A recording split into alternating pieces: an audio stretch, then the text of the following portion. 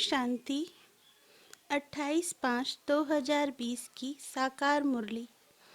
मीठे बच्चे, देही अभिमानी बन बाप को याद करो तो याद का बल जमा होगा। याद के बल से तुम सारे विश्व का राज ले सकते हो। प्रश्न: कौन सी बात तुम बच्चों के ख्याल ख्वाब में भी नहीं थी जो प्रैक्टिकल हुई? उत्तर: तुम्हारे ख्याल ख्वाब में भी नहीं था कि हम भगवान से राजयोग सीखकर विश्व के मालिक बनेंगे, राजाई के लिए पढ़ाई पढ़ेंगे। अभी तुम्हें अथाह खुशी है कि सर्वशक्तिमान बाप से बल लेकर हम सतयुगी स्वराज अधिकारी बनते हैं। ओम शांति। यहाँ बच्चियाँ बैठती हैं प्रैक्टिस के लिए। वास्तव में यहाँ संदली पर बैठना उनको चाहिए जो देही अभिमानी बन बाप की याद में बैठे हैं। अगर याद में नहीं बैठेंगी तो वह टीचर कहला नहीं सकती। याद में शक्ति रहती है, ज्ञान में शक्ति नहीं। इसको कहा ही जाता है याद का बल। योग बल सन्यासी का अक्षर है। बाप डिफिकल्ट अक्षर काम में नहीं लाते। बाप कहते हैं बच्चों, अब बाप को याद करो। जैसे छोटे बच्चे माँ बाप को याद करते हैं ना, वह तो देहधारी हैं। तुम बच्चे हो विचित्र। यह चित्र यहाँ तुमको मिलता है। तुम रहने वाले हो विचित्र देश के, वहाँ चित्र रहता नहीं। पहले पहले यह पक्का करना है। हम तो आत्मा हैं। इसलिए बाप कहते हैं बच्चे, देही अभिमानी बनो, अपने को आत्मा निश्चय करो। तुम निर्वाण देश से आए हो, वह तुम सभी आत्माओं का घर है। यहाँ पाठ बजाने आते हो। पहले पहले कौन आते हैं यह भी तुम्हारी बुद्धि में है। दुनिया में कोई नहीं जिसको यह ज्ञान हो। अब बाप कहते हैं शास्त्र आदि जो कुछ पढ़ते हो उन सबको भूल जाओ। कृष्ण की महिमा, फलाने की महिमा कितनी करते हैं, गांधी की भी कितनी महिमा करते हैं, जैसे कि वह रामराज स्थापन करके गए हैं। परंतु शिव भगवान उवाच, आदि सनातन राजा रानी के राज्य का जो कायदा था, बाप ने राजयोग सिखाकर राजा रानी बनाया। उस ईश्वरी रस्म रिवाज को भी तोड़ डाला। बोला रजाई नहीं चाहिए, हमको प्रजा का प्रजा पर राज्य चाहिए। अब उसकी क्या हालत हुई? दुख ही दुख, लड़ते झगड़ते रहते हैं। अनेक मतें हो गई हैं। अभी तुम बच्चे श्रीमत पर राज्य लेते हो। इतनी तुम्हारे में ताकत रहती है जो वहाँ लश्कर आदि होता नहीं। डर की कोई बात नहीं। इन लक्ष्मी नारायण का राज्य था, अदैत्य राज्य था। दो थे ही नहीं। जो ताली बजे उसको कहा ही जाता है अदैत्य राज्य। तुम बच्चों को बाप देवता बनाते हैं, फिर दैत्य से दैत्य बन जाते हो रावण द्वारा। अभी तुम बच्चे जानते हो हम भारतवासी सारे विश्व के मालिक थे। तुमको विश्व का राज्य सिर्फ याद बल से मिला था, अब फिर मिल रहा है। कल्प कल्प मिलता है सिर्फ याद के बल से। पढ़ाई में भी बल है। जैसे बैरिस्टर बनते हैं तो बल है ना, वह है पाई पैसे का बल। तुम योग बल से विश्व पर राज्य करते हो। सर्वशक्तिमान बाप से बल मिलता है। तुम कहते हो बाबा, हम कल्प कल्प आपसे सतयुग का स्वराज्य लेते हैं, फिर गवाते हैं। फिर लेते हैं। तुमको पूरा ज्ञान मिला है। अभी हम श्रीमत पर श्रेष्ठ विश्व का राज्य लेते हैं। विश्व भी श्रेष्ठ बन जाता है। यह रचता और रचना का ज्ञान तुमको अभी है। इन लक्ष्मी नारायण को भी ज्ञान नहीं होगा कि हमने राजाई कैसे ली। यहाँ तुम पढ़ते हो, फिर जाकर राजाई करते हो। कोई अच्छे धनवान के घर में जन्म लेते हैं तो कहा जाता है ना, इसने आगे जन्म में अच्छा कर्म किया है, दान पुण्य किया है। जैसा कर्म ऐसा जन्म मिलता है। अभी तो यह है ही रावण राज्य।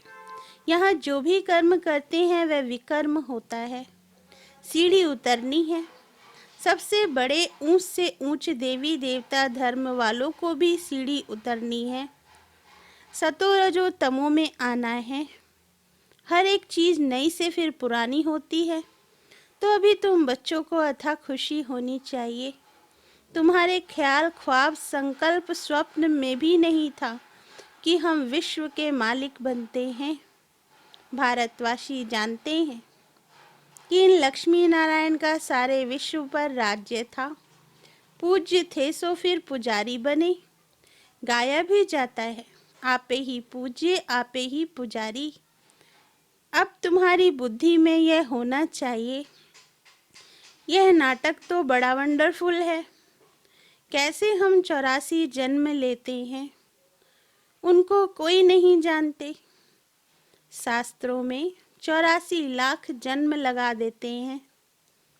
बाप कहते हैं यह सब भक्ति मार्ग के गपोड़े हैं। रावण राज्य है ना, राम राज्य और रावण राज्य कैसे होता है, यह तुम बच्चों के सिवाय और कोई की बुद्धि में नहीं है। रावण को हर वर्ष जलाते हैं तो दुश्मन है ना, 5 विकार मनुष्य के दुश्मन है। रावण है कौन, क्यों जलाते हैं, कोई भी नहीं जानते। जो अपने को संगम युगी समझते हैं उनकी स्मृति में रहता है कि अभी हम पुरुषोत्तम बन रहे हैं। भगवान हमको राजयोग नर से नारायण, भगवान हमको राजयोग सिखलाकर नर से नारायण, भ्रष्टाचारी से श्रेष्ठाचारी बनाते हैं। तुम बच्चे जानते हो हमको ऊंच से ऊंच निराकार भगवान पढ़ाते हैं। कितनी अथाह खुशी होनी चाहिए। स्कूल में स्टूडेंट की बुद्धि में रहता है ना, हम स्टूडेंट हैं। वह तो है कॉमन टीचर, पढ़ाने वाला। यहाँ तो तुमको भगवान पढ़ाते हैं। जब पढ़ाई से इतना उच्च पद मिलता है तो कितना अच्छा पढ़ना चाहिए। है बहुत इजी, सिर्फ सवेरे आधा पौना घंटा पढ़ना है।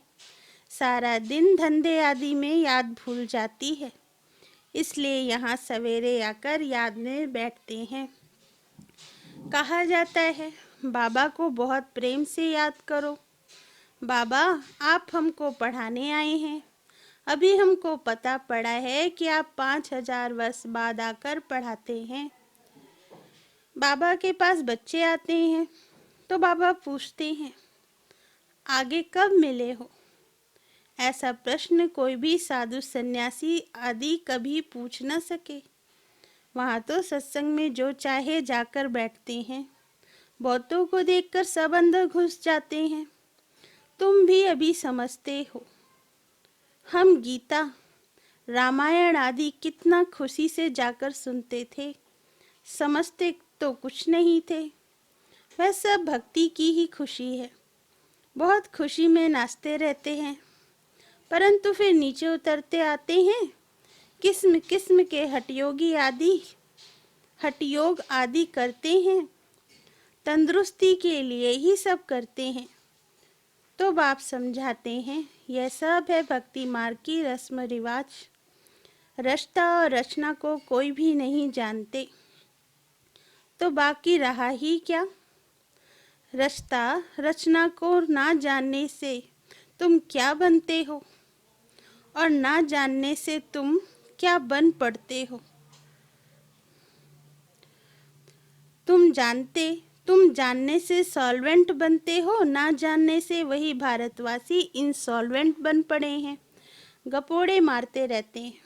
क्या क्या दुनिया में होता रहता है, कितने पैसे सोना आदि लूटते हैं।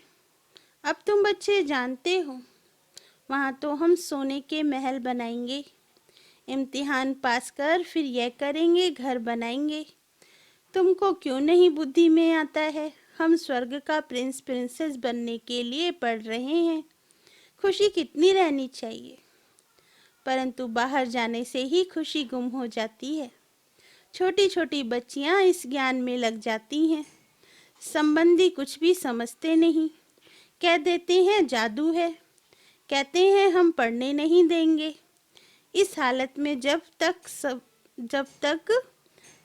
सगीर है, इस हालत में जब तक सगीर है तो माँ बाप का कहना मानना पड़े, हम ले नहीं सकते। बहुत खिटपिट हो पड़ती है। शुरू में कितनी खिटपिट हुई। बच्ची कहे हम 18 वर्ष की हैं, बाप कहे नहीं 16 वर्ष की हैं, सगीर है। झगड़ा कर पकड़ ले जाते थे। सगीर माना ही बाप के हुक्म में चलना। बालिक है, फिर जो चाहे सो करे। कायदे भी है ना। बाबा कहते तुम जब बाप के पास आते हो तो कायदा है, अपने लौकिक बाप का सर्टिफिकेट चिट्ठी लेकर आओ। फिर मैनर्स भी देखने होते हैं। मैनर्स ठीक नहीं है तो वापस जाना पड़ेगा। खेल में भी ऐसा ही होता है। ठीक नहीं खेलते तो उनको कहेंगे बाहर जाओ, आबरू इज्जत गवाते हो। अभी तुम बच्चे जानते हो हम युद्ध के मैदान में हैं। कल्प कल्प बाप आकर हमको माया पर जीत पहनाते हैं।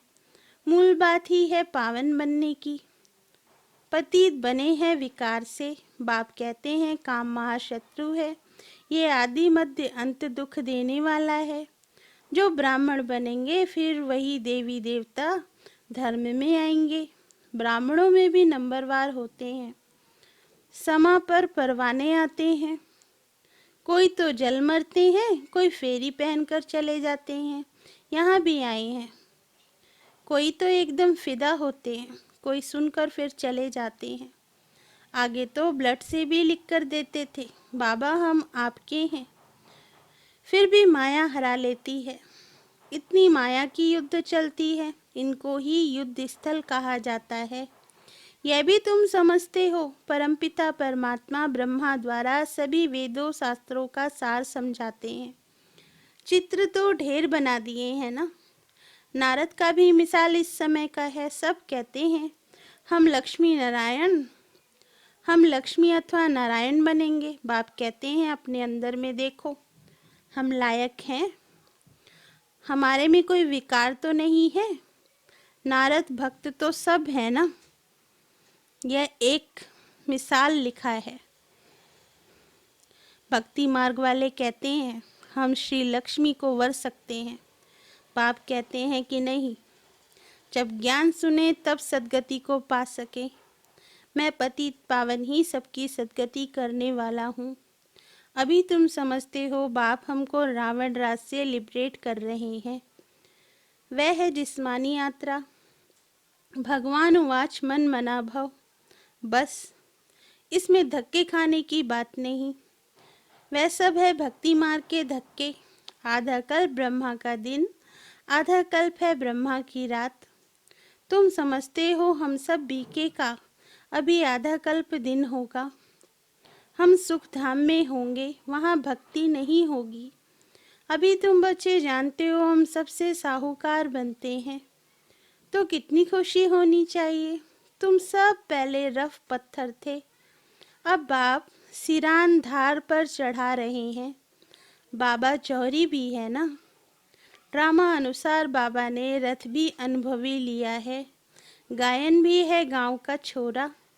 कृष्ण गांव का छोरा कैसे हो सकता है, वह तो सतयुग में था। उनको तो झूले में झुलाते हैं, ताज पहनाते हैं, फिर गांव का छोरा क्यों कहते। गांव के छोरे श्याम ठहरे, अभी सुंदर बनने आए हो। बाप ज्ञान की सिरान पर चढ़ाते हैं ना। ये सत का संग कल्प कल्प कल्प में एक ही बार मिलता है, बाकी सब है छूट संग। इसलिए बाप कहते हैं हियर नो इविल। ऐसी बातें मत सुनो जहाँ हमारी और तुम्हारी ग्लानि करते रहते हैं। जो कुमारियाँ ज्ञान में आती हैं वह तो कह सकती हैं कि हमारा बाप की प्रॉपर्टी में हिस्सा है, क्यों ना हम उनसे भारत की सेवा सेंटर खोलूं। कन्यादान तो देना ही है, वह हिस्सा हमको दो तो हम सेंटर खोलें, बहुतों का कल्याण होगा। ऐसी युक्ति रचनी चाहिए। यह है तुम्हारी ईश्वरीय मिशन। तुम पत्थर बुद्धि को पारस बुद्धि बनाते हो। जो हमारे धर्म के होंगे वह आएंगे। एक ही घर में देवी देवता धर्म का फूल निकल आएगा, बाकी नहीं आएंगे। मेहनत लगती है ना। बाप सभी आत्माओं को पावन बनाकर सबको ले जाते हैं। इसलिए बाबा ने समझाया था, संगम के चित्र पर ले जाओ। इस तरफ है कलयुग, उस तरफ है सतयुग। सतयुग में है देवताएं, कलयुग में है असुर। इसको कहा जाता है पुरुषोत्तम संगम युग। बाप ही पुरुषोत्तम बनाते हैं। जो पढ़ेंगे वे सतयुग में आएंगे, बाकी सब मुक्ति धाम में चले जाएंगे, फिर अपने अपने समय पर आएंगे। यह गोले का चित्र बड़ा अच्छा है। बच्चों को सर्विस का शौक होना चाहिए। हम ऐसी ऐसी सर्विस कर गरीबों का उद्धार कर उनको स्वर्ग का मालिक बनाएंगे। अच्छा, मीठे मीठे सिकिल दे बच्चों प्रति माता पिता बाप दादा का याद प्यार और गुड मॉर्निंग। रूहानी बाप की रूहानी बच्चों को नमस्ते। धारणा के लिए मुख्य सार। पहला पॉइंट, अपने आप को देखना है। हम श्री लक्ष्मी श्री नारायण समान बन सकते हैं। हमारे में कोई विकार तो नहीं है। फेरी लगाने वाले परवाने हैं या फिदा होने वाले ऐसे मैनर्स तो नहीं हैं जो बाप की आबरू इज्जत जाए। दूसरा पॉइंट, अथा खुशी में रहने के लिए सवेरे सवेरे प्रेम से बाप को याद करना है और पढ़ाई पढ़नी है। भगवान हमें पढ़ाकर पुरुषोत्तम बना रहे हैं। हम संगम युगी हैं, इसी नशे में रहना है। वरदान, रूहानी शक्ति को हर कर्म में यूज करने वाले युक्ति युक्त जीवन मुक्त भव। वरदान का सार, इस ब्राह्मण जीवन की विशेषता है ही रूहानियत। रूहानियत की शक्ति से ही स्वयं को व सर्व को परिवर्तन कर सकते हो। इस शक्ति से अनेक प्रकार के जिस्मानी बंधनों से मुक्ति मिलती है, लेकिन युक्ति युक्त बन कर्म में लूज होने के बजाय रूहानी शक्ति को यूज करो। मनसा वाचा और कर्मणा तीनों में साथ साथ रूहानियत की शक्ति का अनुभव हो। जो तीनों में युक्ति युक्त हैं वो ही जीवन मुक्त हैं। स्लोगन, सत्यता की विशेषता द्वारा खुशी और शक्ति की अनुभूति करते चलो। अच्छा, ओम शांति।